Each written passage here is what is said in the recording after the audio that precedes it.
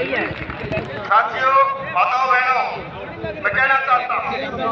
हमारे पूरे राजस्थान प्रदेश में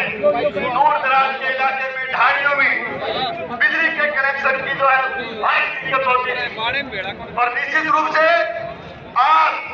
यदि ढाणियों में जाते हैं, ढाणियों के लोग यदि सोचते हैं, बिजली की बात करते हैं, तो दीनदयाल उपाध्याय योजना के नाम पर आदरणीय वसुंधरा राजे जी के पिछले शासन को, पिछले भारतीय जनता पार्टी के शासन को याद करते हैं। हम लोग कह सकते हैं कि आज एक तरह से हमारे इस रोड के ऊपर बाढ़ से लेकर के हमारे रावतसर से लेकर के बाढ़ तक जिस रोड पर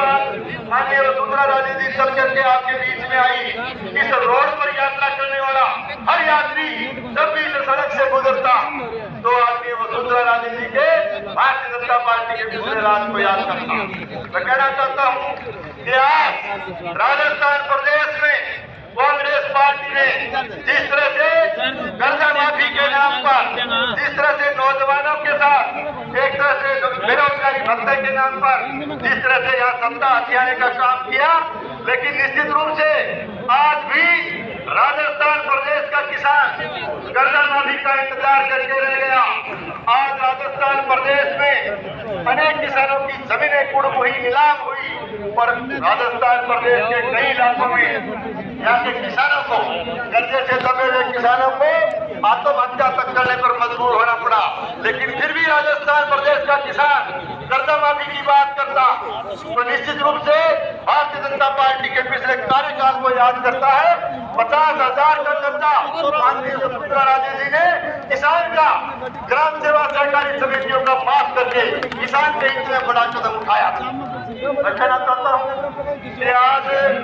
वर्तमान सरकार की हालत राजस्थान में खराब है। 5 साल का शासन आपने जो है कांग्रेस का देखा। निश्चित रूप से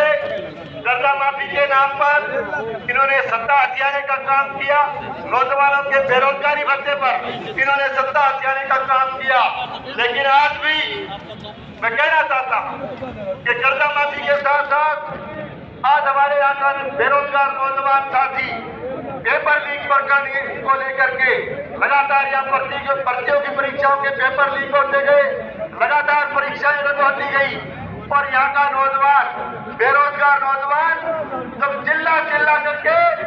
यहाँ पेपर लीक प्रकरण की जब न्याय की मांग कर रहा था,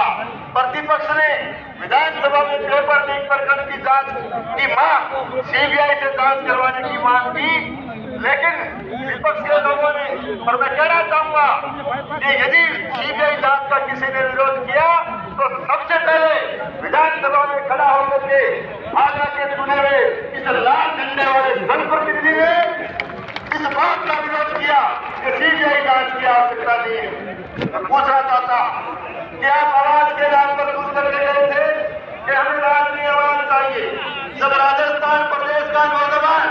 चिल्ला करके न्याय मांग रहा था, तब तुम्हारी आवाज खामोश कैसे हो गई? ये बड़ा सवाल आज राजस्थान प्रदेश का नौजवान पूछता। लगातार राजस्थान प्रदेश में कानून और व्यवस्था की स्थिति लगातार बिगड़ती गई, अपराध बढ़ता गया और अपराध अनुसूचित जाति के लोगों पर अन्याय, जुल्म बढ़ा, अपराध बढ़ा, अत्याचार बढ़ा। महिलाओं के नाम पर भी आप देखोगे तो किस तरह का अन्याय इस शासनकाल के दौरान जो है महिलाओं के साथ भी हुआ, नौजवानों के साथ हुआ है। और मैं कहना चाहता हूँ आज राजस्थान प्रदेश की यह सरकार हर मोर्चे पर विफल रही है और ये सरकार जो है बिल्कुल असफल सरकार साबित हुई है। इस तरह से मैं कह सकता हूँ कि आज पूरे राजस्थान प्रदेश में निश्चित रूप से इस निकम्मी और नकारा सरकार को यहाँ से विदा करने का समय आ गया है। तो मैं कहना चाहता हूँ सब मिलकर के आप भारतीय जनता पार्टी का साथ दें ताकि राजस्थान प्रदेश में एक बार फिर से सुशासन व्यवस्था शासन स्थापित किया जा सके। भाजपा के बारे में मैं ज्यादा लंबा नहीं कहते हुए इतना ही कहना चाहूंगा। जैसे 1952 से लेकर के आज तक भाजपा का इतिहास आपने देखा है। राजस्थान की विधानसभा में भेजने का काम करें। मैं आपके सहयोग से, आपके आशीर्वाद से भाजपा विधानसभा क्षेत्र में मैंने 5 चुनाव लड़े और लगातार ये 6 चुनाव में आपके आशीर्वाद और सहयोग देने जा रहा हूँ। मैं आगरा जैसे एक ऐतिहासिक क्षेत्र में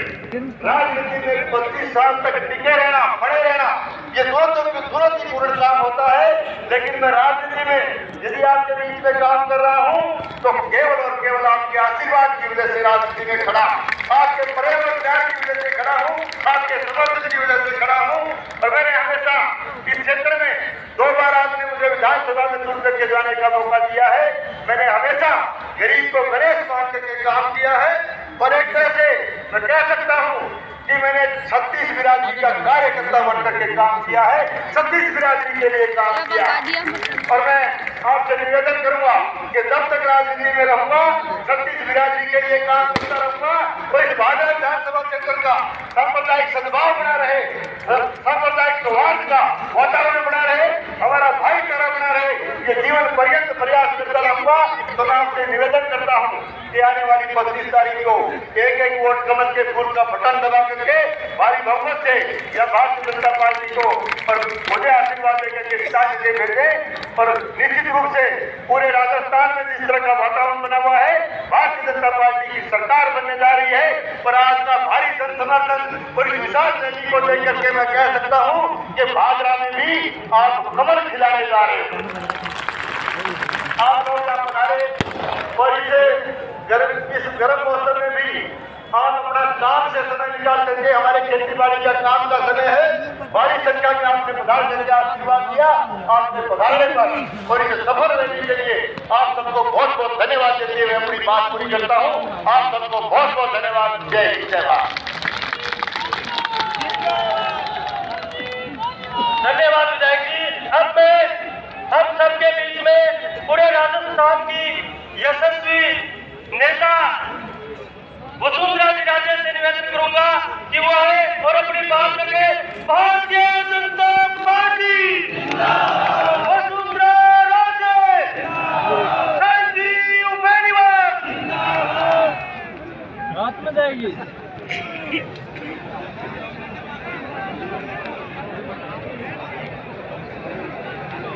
ठीक है, पार्टी से बात करता हूँ। सबको प्रणाम मेरा, ठीक है, सबको मेरा प्रणाम। धन्यवाद देना चाहती हूँ कि आप लोग सब यहाँ आए। हमारे मंच के ऊपर हमारी मदद करने के लिए हरियाणा के पूर्व विधायक यादव, सबको प्रणाम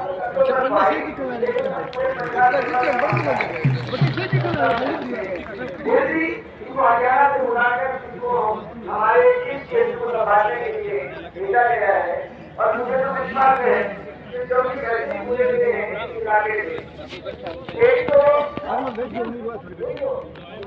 अपने परिवार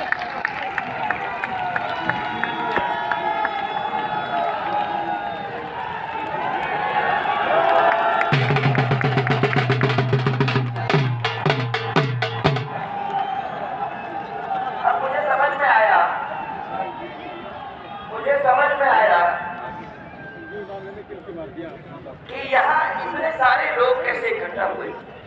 मैंने तो कहा, जब प्रधानमंत्री जी भी यही बात कर रहे थे कि सुबह की जो मीटिंग होती है उस मीटिंग में बड़ी मुश्किल से लोग मानते हैं कि भैया 11 साढ़े 11 बजे कोई करेगा। मैंने भी पूछा इनको सारे लोग 9:30 बजे से इकट्ठा हो रहे हैं आपके पास सारे परिवार और समझ आ गई इनका प्यार, आपके पारिवारिकता के साथ जिस तरीके से आप लोग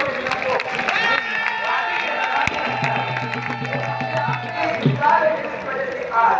उनके बात को रखने के लिए आप लोग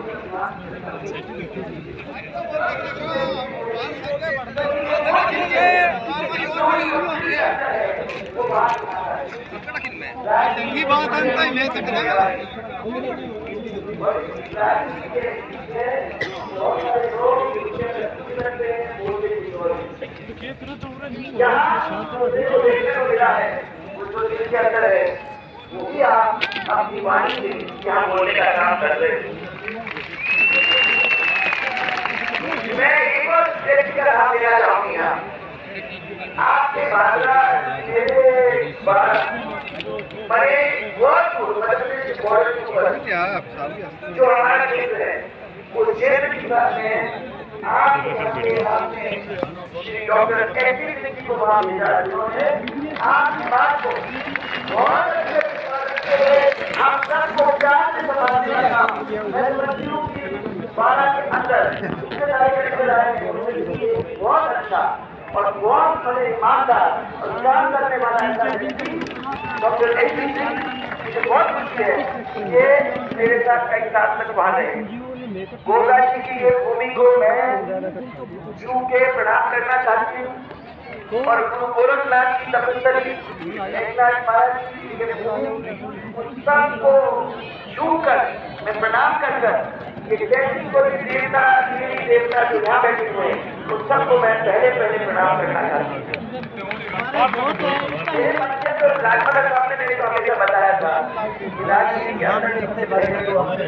संतों का आशीर्वाद और ज्ञान का मिल जाता है तो फिर ये देवता देवी देवता कहीं जाते हैं, वो भी साथ अपने बन जाते हैं और इनको आंखों में आंख डालकर इनके प्यार को समझकर इनका साथ देकर उनकी बात को जयपुर तक और उनके काम को जमीन पे लाने का काम हम लोग मिलकर करेंगे, तभी मैं समझती हूँ कि इनकी बात को हम पूरा कर सकेंगे। इस राजनीति के अंदर लोगों ने मेरे को ये कहा कि दिमाग से काम लेना पड़ता है। माता बहने इन महिला होने के नाते मुझे समझ में आती है, आज की संख्या में आपको गाड़ी को देख के आपने मेरे हौसले बुलंद किए, वाकई में मेरे हौसले राजनीति के अंदर हम लोग सबको अपने दिमाग से काम लेने की जरूरत होती है, तो रोज करते रहते हैं कुछ न कुछ छल कपट, पर मेरा मानना है कि जब तक इस दिमाग के साथ आप दिल नहीं जोड़ोगे तब तक जो बात है उस चीज को जमीन में हम नहीं ला सकेंगे। इसलिए दिल और दिमाग, और मुझे आज ये भाषा में देखने को मिल रहा है ये जो आपके सामने खड़े हैं, जिस तरीके से उनको उन्होंने सबको जोड़ रखा है, जिस तरीके से चलती गाँव की बात बार बार रखी है, जिस तरीके से उन्होंने सौहार्दपूर्ण वातावरण की बात यहाँ करी है, उसको देखकर मुझे ऐसे लोगों पे गर्व होता है। मैं पिछले और ये फर्क भारतीय जनता पार्टी और कांग्रेस के अंदर मैं पिछले कुछ दिन से दौरा कर रही हूँ, रोज 6-6 मैंने खड़े हो रहे हैं और मैं आप लोगों को बताना चाहती हूँ आज तक मुझे वैसा आदमी नहीं मिला है जिसने कभी किसी की जेब में हाथ डालने का काम किया। मुझे गर्व है कि ऐसे लोग हैं जो अपना देने को तैयार है परंतु किसी के जेब में तैयार नहीं है, जो कभी भी किसी को नुकसान नहीं पहुंचाना चाहते। ऐसे लोगों को अपने को दिल से लगा के रखने की जरूरत है, ऐसे लोगों को दिल से लगा के रखने की जरूरत है, क्योंकि आज तक के जमाने में जो राजनीति वाले लोग हैं और कांग्रेस के लोग हैं और कांग्रेस के नाम है हम लोगों के बीच में आ गए। मैं आपको बताना चाहती हूँ कि उन्होंने अपने घर बनाए, उन्होंने अपनी बेटियों की शादियां कर ली, उन्होंने पैसा जमा करके अपने बैंकों में रख दिया। उन्होंने कभी चिंता नहीं की कि हमारे आगे जिसके लिए हम लोगों को वोट मिला और जिसकी सेवा का काम हमें करना चाहिए था वो हमको करने की जरूरत नहीं है, हमें करने की जरूरत ही नहीं होता भी आप लोगों के बीच में आए नहीं, कभी मुश्किल नहीं आए। आज मैं ये कहना चाहती हूँ कि वादा तो करने में सबसे ज्यादा भारी आप लोगों के बीच में सबसे पहले तो वादा किया आप लोगों के जिस तरीके से हम लोगों ने 5 साल के अंदर महिलाओं को असुरक्षित देखा है, जिस तरीके से हमको डर लगता है कि हमारी बेटी घर से बाहर वहाँ घर नहीं आती है जब तक अपना हमारा देश रहता है।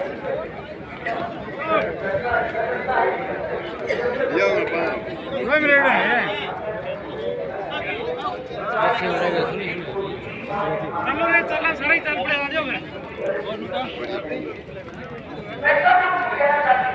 कि जिस क्षेत्र के अंदर और जिस सरकार के अंदर उसकी माता बहन नारी अगर ऐसी सरकार को कुर्सी पर बैठने का कोई जितने जन हमारी माता बहनों का फायदा। इसके साथ साथ महाराज क्या किया है, मैं पिछले चुनाव के अंदर